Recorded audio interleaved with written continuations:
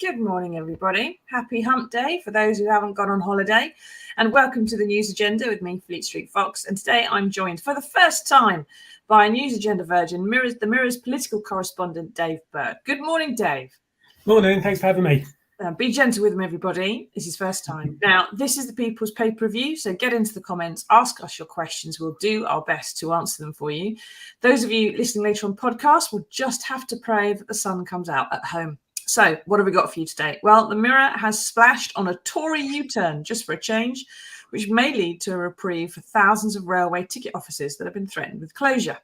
Trailed on the front there's new images from the island of Rhodes, where Brit tourists have been escaping the flames. And inside on pages 8 and 9 is a spread talking about how Greek fishermen sent a fleet of little ships, Dunkirk style, to evacuate tourists from the beaches. People have also been telling stories of how locals helped them out with food, water, shelter when they had to flee their hotels. Now, Dave, this would all be absolutely dandy, except in 2020 on the island of Lesbos, which is in the same bit of sea in the Aegean, locals barricaded the roads when a fire ripped through the Moria refugee camp and refused food and water to the desperate asylum seekers who fled those flames. But tourists are just better, aren't they? Well, yeah, I mean, it's like you say, the juxtaposition there is quite alarming. I mean, our colleague Lucy Thornton's over in Rhodes at the moment, and she's been speaking to some of the lengths that people have been going to rescue tourists. As you mentioned, sort of one of the rescuers has compared it to the Dunkirk spirit. Has talked about tugboats being sent out to rescue people. But yeah, like you say, I mean, this does stand in, a very stark contrast to the way people fleeing, sort of Iraq, Syria, Afghanistan have found themselves on the gates of Europe. Exactly. And it's some of the pictures that we've seen that have come out of there. If it was a brown person clutching their child and running away from the flames, you would assume that it was a war zone they were leaving and that they were refugees. But because they're white and just a bit tanned or covered in ash, people would go, oh, that's a shame, poor them. Whereas the refugees tend to not get quite the same kind of attention. Now, what do you think, everybody? Do you think this has been a wonderful bit of public-spirited humanitarian work by the Greek fishermen? Do you think this is just spiffing and marvellous? Or do you think there is a bit of a juxtaposition here? I mean, it does make me do a little bit of sick in my mouth, really, Dave, to see people talking about the Dunkirk spirit when, A, the tourists didn't invade, B, they weren't there to fight the Nazis, but to get a tan. And C, the Second World War led to protections for refugees, which the Greeks and the Brits have happily ignored in recent years, quite happily. But then I suppose the tourism industry is a bit more important to the Greek economy, isn't it? Mm. Yeah. I mean, I think, like you say, I mean, this has been, this has been ongoing for some years, and we're still no closer to any sort of solution or resolution where, you'd expect the whole of Europe to be working together, with Greece and Turkey, particularly on the gateway to Europe. We're, sort of each individual country still having the arguments, and people are ending up sort of living life in limbo as a result, because we're, sort of the countries of Europe, ourselves included, are, sort of trying to effectively distance themselves from this problem. Exactly. I don't want to be part of it, but the migrant crisis has been predicted for so many years, and everyone knew it was coming. Likewise, the climate crisis, which has led in part to these wildfires, although some people have been arrested for arson. The reason that these fires have taken hold and been able to spread and do so much damage is because the countryside is so dry, because it's been so hot for so long. And it's all stuff that was easily spottable some time ago. And I don't know, I see that little sort of Dunkirk spirit stuff in the paper, and I don't go, oh, please. It's not that at all. It makes me a bit annoyed, I'm afraid. But let me know what you think, everybody. And if anyone is out there and isn't on holiday, do let us know, by the way. Sometimes it does feel like you're sort of speaking to an empty room, but not everyone's gone away yet. So, but speaking of invasions, for the past few years, we have had regular alerts about the much feared arrival of Asian hornets in this country. Massive 2-inch beasties, which are very invasive and destroy bee colonies in just a few hours, and it wrecks ecosystems on the way. Now, they've been in Jersey for a while, and there's been a big campaign there by DEFRA to find and destroy each nest. But now they've had another sighting that's been confirmed in Plymouth. They are coming to the mainland. Dave, do we need to stop worrying about refugees and start worrying about the hornets, which could do an awful lot more damage? Well, I mean, certainly this should be getting people worried. The damage to our ecosystems is, sort of like the Ashgrave farm in Tavistock, where the latest, where the Asian hornet was found over the weekend, has pointed out that these hornets can wipe out a colony of bees in hours. Obviously, we're so dependent on on bees for our current ecosystem.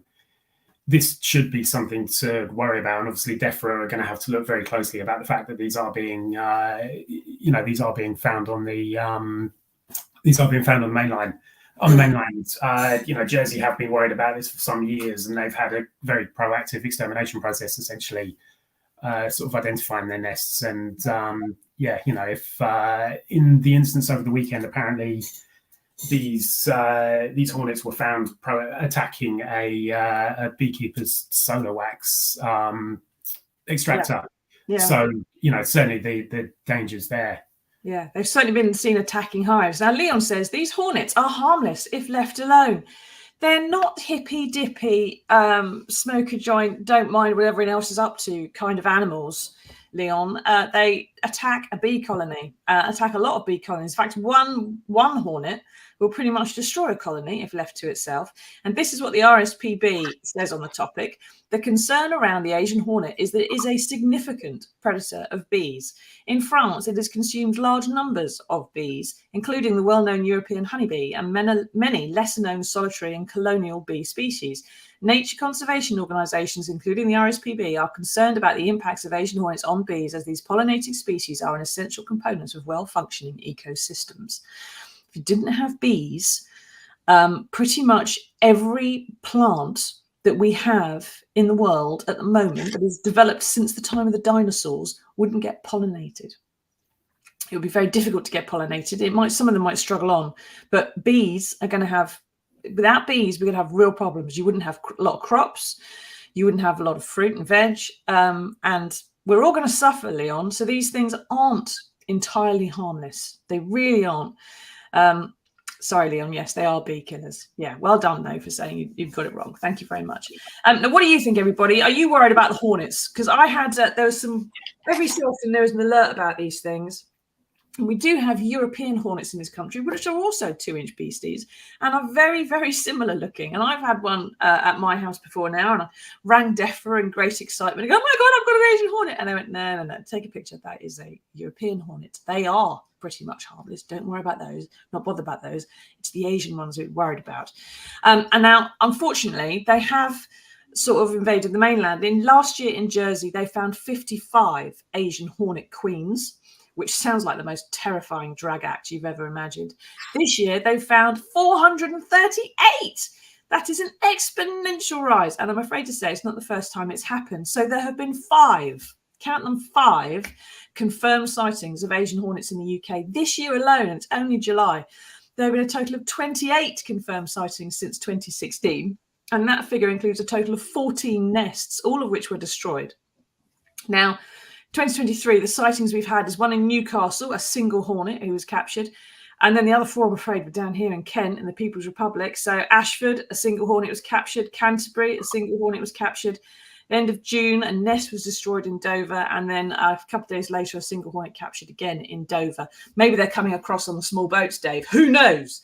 But They've been in France since 2004, and they're plainly finding their way across the Channel. In Plymouth, in Kent, it's the south and the coastal areas where they're coming into. And so DEFRA are warning people, if you are going away and you are coming on a ferry, right, you're coming back and you've been to France maybe, just check your suitcases, check the car. All right, if there's something buzzing or crawling or anything else, just get it out before you bring it back across the Channel, please. Otherwise, it will get to the point that they have to fumigate your vehicle when you come off the ferry, because we really can't have these things in Britain. It's going to be very, very bad. But Dave, it does seem like they're coming, doesn't it? It's pretty inevitable. Is there anything we can really do about it? I mean, the government got small boats. It's not going to manage much with Hornets, are they? Well, it's interesting. I mean, certainly the advice to the public is not to try and tackle these yourselves, to report them. I mean, the sting apparently is worse than that of a wasp or a bee. So yeah, if you see one, report it to DEFRA, and they'll go fumigate. But yeah, I mean, it's one of these trends. I mean, it's going to be incredibly difficult once they take hold. Like you say, once you start seeing them in these numbers on in the Channel Islands. I mean, the key steps are going to be to make sure people are being proactive if they're coming back from places where they're more prevalent, to make sure that they're likely to make sure that they report them straight away, that they keep an eye out for them, and that's when these are spotted, that the people at DEFRA do act on it very quickly to make sure they don't take roots and start breeding exponentially. That's the problem. And it is the time of year for nests right now and for swarms. So you may be more likely to see them this time of the year than any other time of the year. But of course, when it gets cold, they start trying to shelter somewhere indoors and a bit dry, and they don't want to overwinter. So just keep an eye out generally. If you do find one, you just have to Google the Asian Hornet hotline, right? And there's a way to take a picture, make sure you got it right. But you need to remember the difference between the European Hornet and the Asian Hornet is not very big. But basically, the Asian Hornet's got yellow feet. That's the one. And those are the ones you don't want. If they've got black feet, don't worry about them. But it's the yellow feet you need to worry about. And if you do manage to spot one, make sure you get it reported, because that is going to make a bit of a difference, I would have thought, in being able to actually tackle these things. Although, with the governments we've had of late that, can't find people who've actually come through border control first, I don't really understand how they're going to be able to find a small 2-inch insect, really, especially if they don't go and make themselves known to tax inspectors. So it's going to be tricky, isn't it? But let's try and see and do our best, because obviously the government's not going to do it for us. Right. Thank you for that, Dave. We need to have a little move on now, and we have managed to find some good news in the world, and here it is.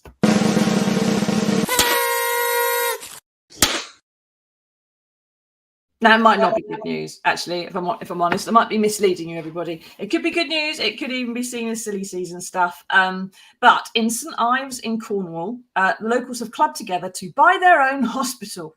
Now, they've managed to raise £1 million, which in Cornwall means you've basically bought your town. It will be used to house vital charities who work in the community, health groups, and support people with chronic conditions like Parkinson's. The bad news, I'm afraid, is that they used to have a hospital on exactly the same spot, but the NHS was going to sell it off for flats. So locals via the town council negotiated with them and managed to buy it back and keep it as a community resource. So well done to St Ives. Bad luck for everyone else who was hoping that the hospital would actually stay there and do its job. But Dave, is this proof, do you think, that if we're going to save the NHS, we're going to have to do it ourselves? Well, yeah, I mean, it's quite, beneath the surface, it's quite a sad tale. This place closed down in 2020. It's taken a mammoth fundraising effort by the local community to try keep this in force, providing, if you're a Parkinson's patient living in this area, this is an absolutely vital service that was very much on the brink of being sold off to become flats. I've seen reports elsewhere that the groups behind it are still having to contend with a £400,000 mortgage on the property. So the fundraising certainly isn't over. It's taken a mammoth effort to get to this point supported by businesses. Yeah. To keep this running as a as a viable health centre, like we say, to provide this vital service has taken huge efforts and an awful lot of money. When obviously with an aging population, the need for facilities like this isn't going to go down at all. Of course it is. And St Ives, right down on the very tip of Cornwall. It's a long, long way from the nearest hospitals. I think they've only got one hospital in Cornwall anyway. It's very difficult to get anywhere around there if you don't have a car. If you've got Parkinson's, you're probably not driving, let's face it. And everything that they've tried to replace in this hospital was a vital community resource. And look, it's not very big. It's only like a, old Georgian Victorian house. It's, it's a 6-bedroom kind of property sort of thing. They were obviously going to get some money out of turning it into flats, but it's not like it's, a 400-bed thing that they were trying to keep open. It was fairly small, did a good job. And unfortunately, the NHS is in such straits, they obviously had to sell it off because it wasn't getting used enough, I suppose, to make it viable. But they've still got all this fundraising to do. But it is amazing and good news that in a fairly impoverished community, like you say, with an ageing population, Dave, they've managed to find this money. They've got the support. And although they've got a mortgage, they have at least been judged able to service that mortgage and to keep keep the fundraising going and keep working for it, which is a lovely sign of community spirit, if nothing else. Yeah, it's a tremendous work by the community to be able to keep these going, and something we're likely to see replicated. With the NHS having to take stock of its buildings across the country and what gets used and what doesn't. I think we're going to see this more and more, and communities are likely to be stepping up more and more to sort of make decisions like this. Yeah, well, what a shame though if that's where Nye Bevan's vision ends up taking us, is actually having to fundraise for your own hospital. I'm pretty certain that was the opposite of what was intended in 1948. But we'll have to just see how it all turns out, I suppose, won't we? Not perhaps the best note to end on, but well done, St Ives. At least you've still got your hospital to some extent, and some resources there to use, and for doing all the fundraising and the community work, which I think is absolutely marvellous. Well done, you. So if you see an Asian hornet, don't forget, phone the government, let them know. And if you are seeing anything about the little boats and the Dunkirk spirit, try and read up on what actually happened at Dunkirk, and perhaps the Moria refugee camp and how the Greeks treat those is a bit different. Thank you, Dave, for taking us through all that. Thank you, everyone, for taking part. We're not here next week because finally I get to go on holiday, although it's not Greece because I've found somewhere that won't catch fire. And we will see you all again at some point in August later for some more editions of the News Agenda. Till then, everybody, take care, look after yourselves, and we'll see you on the other side. Tatty bye.